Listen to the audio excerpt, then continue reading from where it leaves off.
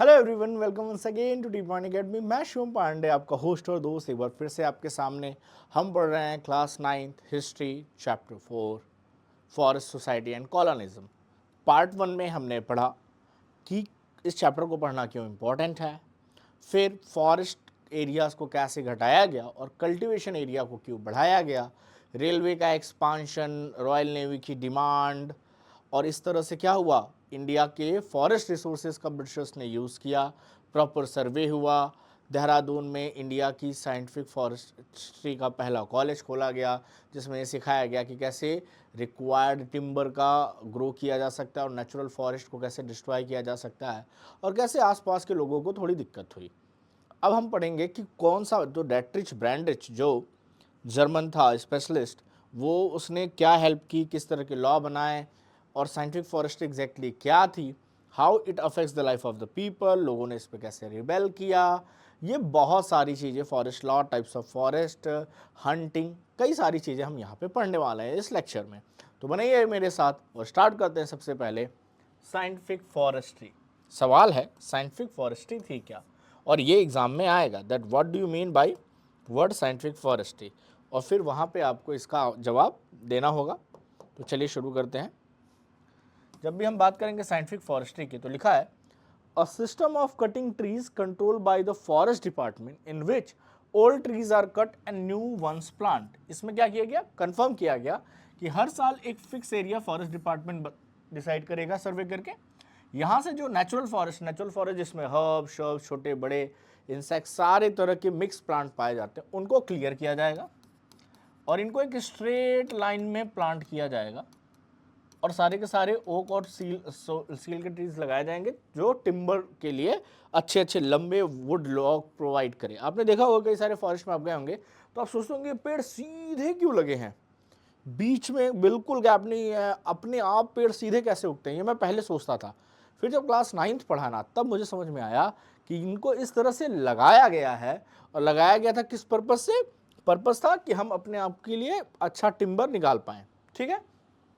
In this natural forest which has a lot of different types of variety, उनको cut करना है।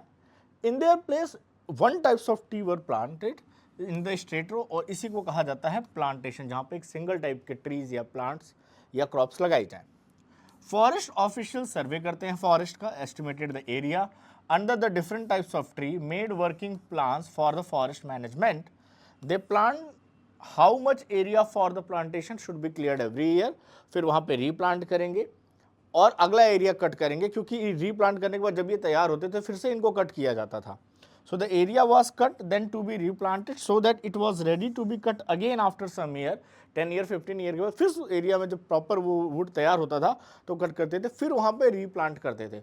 और इस तरह के से नेचुरल फॉरेस्ट का जो इकोसिस्टम होता है, वहाँ पे इंसेक्ट्स, सभी तरह के फूड वगैरह मिलता है। इन सारे ट्रीज़ में फूड नहीं मिलेंगे, तो वहाँ का जो इकोसिस्टम था, वहाँ की जो वाइल्ड लाइफ थी, वहाँ की जो ह्यूमन लाइफ थी, जो आदिवासी थे, उनकी पूरी लाइफ बदल दी इन्होंने। क्योंकि जो उन पर सारी ज़रूरत की चीज़ें वहाँ से मिल जाती थी, पीने का पानी, खाने के लिए फ्रूट्स, डिफरेंट टाइप के एनिमल्स का शिकार, वो सब कुछ सिस्टम इन्होंने उनसे छीन लिया। अब हुआ क्या, तो फॉरेस्ट एक्ट, तो ये थे साइंटिफिक फॉरेस्ट। तो साइंटिफिक फॉरेस्ट्री क्या है, साइंटिफिक फॉरेस्ट्री में नेचुरल फॉरेस्ट को कट करके एक स्पेसिफिक टाइप्स के प्लांट्स को एक वेल अरेंज मैनर में लगाया जाता है जो कि कॉमर्शियल यूज़ के लिए यूज़ किए जाते हैं। ये बेसिकली साइंटिफिक फॉरेस्ट्री थी। अब पूछा जाएगा कि what was the forest act. Okay, India का पहला जो फॉरेस्ट एक्ट था वो क्या था, ब्रिटिशर्स के टाइम पे लाया गया, और इसमें क्या क्या, कितने पार्ट्स में फॉरेस्ट को डिवाइड किया गया। ये क्वेश्चन आपके एग्जाम में इंपॉर्टेंट है, याद रखिएगा, इंपॉर्टेंट क्वेश्चन है। तो 1865 में पहला फॉरेस्ट एक्ट लाया गया, ये आपके एमसीक्यू का पार्ट हो गया कि 1865 में लाया गया। फिर उसको 2 बार अमेंड किया गया, 1878, 1927। तो ये ईयर तो याद रखिएगा, इतना टफ भी नहीं है याद रखना। 1865 वॉज द फर्स्ट टाइम जब इंडिया का पहली बार कोई ऑफिशियल फॉरेस्ट एक्ट आया था जिसमें जंगलों को कानून के अंदर लाया गया। 1878 में जब सेकेंड एक्ट आया, सेकेंड बार अमेंडमेंट आया, तो फॉरेस्ट को 3 कैटेगरीज में, ये तीनों कैटेगरीज याद रखिएगा, reserve forest, protected forest, village forest.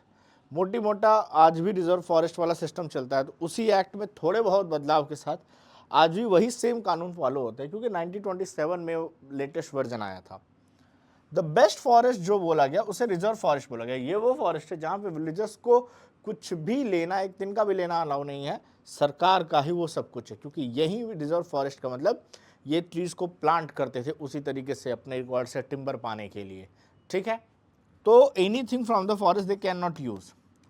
Only for house building और fuel they could take wood from the protected और village forest.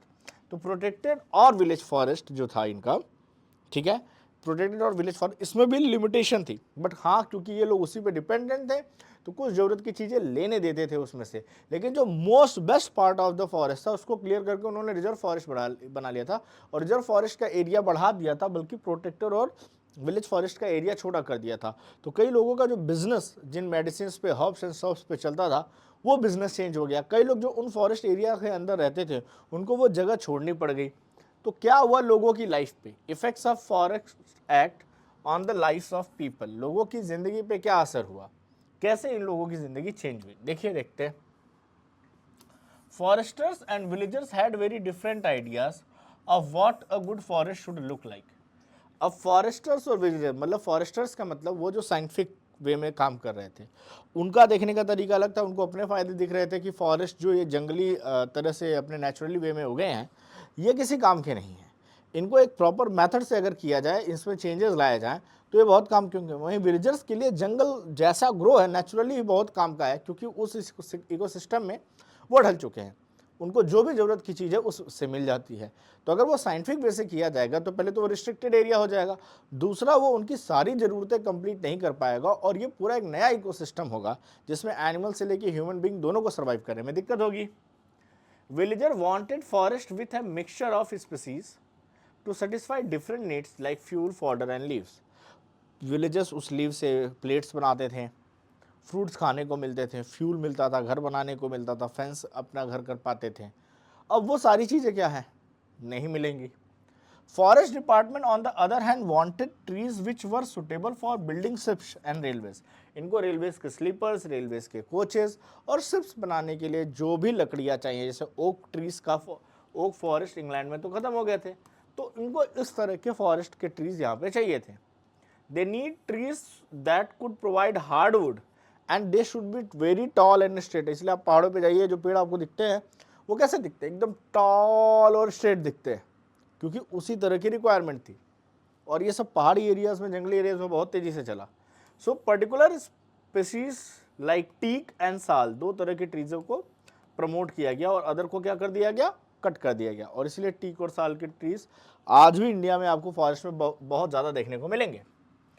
In forest areas people use forest products for many things, जैसे roots का use करते थे, उसकी leaves का use करते थे, उसके फ्रूट्स, उसके ट्यूबर्स, मतलब ईच एंड एवरी पार्ट को उनको यूज़ करना आता था, क्योंकि उस पर वो डिपेंडेंट थे। तो they know that each and everything has been made by the nature has some use, और जो वहाँ के लोकल्स होते हैं उनको उसका यूज़ अच्छे से पता होता है। Fruits and tubers were nutritious to eat, specially during the monsoon. बारिश के सीजन में किसी तरह की फसल नहीं उगा पाते थे उन पहाड़ी एरियाज़ में, तो वो उसी फ्रूट्स और ट्यूबर्स पे अपना ज़िंदगी बिताते थे जब तक कि हार्वेस्टिंग का सीज़न नहीं आ जाता था। ओके, ये देखिए, ये जो लौकी खाते हैं ना आप, लौकी, ठीक है, दूधी कहते हैं या बॉटल गार्ड कहते हैं, उसको सुखा के ये वाटर बॉटल बनाते थे। आज जितनी वाटर बॉटल हम प्लास्टिक की फेंकते हैं, तो ये एक सस्टेनेबल वे था। ये क्या था, एक सस्टेनेबल बॉटल है जो एक साल यूज करके फेंक भी दो, नया भी कर लो, और कोई खरीदने की ज़रूरत नहीं। तो कहते हैं ना, नेचर से वो सब लेते थे। ये जो क्रीपर्स प्लांट्स होते हैं उससे वो रोप्स बनाते हैं, इस तरह के ट्रीज से ये फेंसिंग करते हैं। क्या बनाते हैं, फेंस बना देते हैं घर के सराउंडिंग में, नुकीले हैं तो इसमें कोई घुसेगा नहीं, तो अलग से हमें कटीले वायर लाने की, एल्यूमिनियम की ज़रूरत नहीं है। ठीक है, हर्ब्स का यूज़ होता है मेडिसिन के लिए। वुड फॉर एग्रीकल्चर इम्प्लीमेंट बनाना हो, लाइक योक्स बनाना हो, प्लाउ बनाना हो। बैम्बो से बनते थे excellent fence, and it is also use to make basket and umbrella. तो ये सारी चीज़ें उनकी डेली लाइफ की हो गई कि नहीं हो गई। A dried scooped out gourd can be use as a portable water bottle. Almost everything is available in the forest. Leaves जो होती थी, पत्तियाँ होती थी, उस पर से डिस्पोजल प्लेट्स बनाते थे, और जो बीड़ी जो पीते, बीड़ी वाले जो पत्ती होती है वो लपेट के आती, उसी में आती थी। क्रीपर्स का यूज वो रोप बनाने के लिए, थ्रॉनी बार्क जैसे सीमर या सिल्क कॉटन कहते थे, इनका यूज होता था ग्रेट वेजिटेबल्स, मतलब वेजिटेबल्स को छीलने के लिए भी उसका यूज करते थे, छिलनी और चक्कू लाने की जरूरत नहीं पड़ती थी, ये हाल था। तो कितनी अच्छी बात है कि everything was a very systematic, और ये सब छीन लिया फॉरेस्ट एक्ट ने। तो ऐसे में लोगों को दिक्कत आनी तय है, ठीक है। ऑयल के लिए for cooking and light lamp, Mahua tree होता है गांव में, मेरे खुद के 4 महुए के ट्रीज हैं। तो महुए से कोयना निकलता है, मतलब कोयना बोलते देहाती लैंग्वेज क्या है, उसके सीड्स होते हैं, उनसे ऑयल निकलता है। उस ऑयल से खाना भी खाया जाता था और इवन लैंप में भी जलाया जाता था। तो कैरोसिन ऑयल के लिए, एलपीजी के लिए नहीं जाते थे। तो पूरा इकोसिस्टम बना हुआ था और उसी इकोसिस्टम में हर चीज़ उनको उस जंगल से मिलती थी। अब आप सोचिए, जब आप उनसे सब कुछ छीन लेंगे अपनी शिप्स के लिए और अपनी रेलवे के लिए, तो क्या होगा। The forest act means sewer hardship for the villagers. तो पूरे कंट्री में जहाँ जहाँ फॉरेस्ट हैं, विलेजर्स जो फॉरेस्ट पे डिपेंडेंट थे, उनके लिए बहुत ज़्यादा दिक्कत हो गई। After the act all their everyday practice, जैसे cutting wood for the houses, grazing their cattles, collecting fruit and roots, hunting and fishing, सबको इलीगल कर दिया। अब भाई गवर्नमेंट ने तो रूल बना के इलीगल कर दिया। जो लोकल लेवल फॉरेस्ट ऑफिसर्स होते थे, जो कांस्टेबल्स होते थे, ये सबसे बड़े गुंडे होते हैं। ये सबसे ज़्यादा आम पब्लिक को परेशान करते हैं, क्योंकि वो होते वहीं के लोकल हैं और वहीं के लोकल्स को बहुत ज़्यादा परेशान करते हैं अथॉरिटीज़ के रीजन से। तो हुआ क्या यहाँ पे, people were now force to steal. अब नहीं मिल रहा है जरूरत की चीज़, तो फॉरेस्ट से चुराएंगे रात में, दिन में। और अगर पकड़े गए, 10 बार में एक बार तो पकड़ा जाएगा। तो ये डिपेंड करता था फॉरेस्ट गार्ड की मर्सी पे, दया पे। तो वो उसके बदले में कुछ भी घूस डिमांड कर सकता था, कुछ भी डिमांड करते थे वो। और वुमेन्स की हालात तो खराब होती थी। वुमेन्स से तो they demand the food and other kind of things, they demand, उनकी मजबूरी का फ़ायदा उठाना। तो from the women they collected fuel wood, were specially worried because common of it was very common for the police constable to demand many kind of things as well as free food, कि भाई मेरे को खाना बना के दो तो तुम्हें यहाँ से लकड़ी ले जाने दूंगा। तो अपनी ज़रूरत की चीज़ें फॉरेस्ट गार्ड क्या करते थे, गांव वालों से, विलेजर्स से वसूलते थे। एक तरह का करप्शन था ये, हैवी लेवल का।